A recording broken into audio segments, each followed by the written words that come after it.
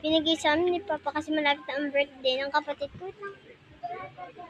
Malapit na mga birthday ni Ate. Tapos, ang astig na oh my goodness. May hindi kapatid. Look at her guys. Binigay ni Papa ng ligaro. Look at. Kasi hindi niya naligarahan niya ko ng yung birthday kasi ako, hindi niya ako na bigyan ng ganito kasi hindi niya ako nilaga kasi nakalimutan niya daw. So, ayun lang sa akin. Ang ganda niya, Elsa daw siya.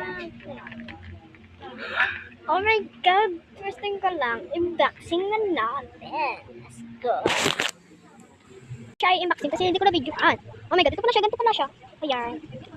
Ito na. Ayan, ayun siya. Ang ganda niya. Oh my God. Ngayon ko lang siya daling ganda sa school para kung yun. Ano ka? Lakas talaga, no? Eh, kaya dito, pakita mo yung saya. Ayun sa kanya, ayaw man sa kanya. Meron din siyang gano'n. O, diba? Ang ganda. Ayun, mag-ano na din kayo TikTok sa shop kasi sinupin. Shop! 100 million lang to! Kaya bili mo na! Hindi talaga, 150 lang yan kasi mura lang talaga yan. Ganun lang talaga. Bigay mo sa amin yung mga pera namin, bibigay ko sa inyo yung mga. Huwag kayo maniwala. Ito, bibigay ko sa kapatid ko. Ano, kita ko yung kapatid mo. Bigay mo sa akin yung pera mo. Ano ba?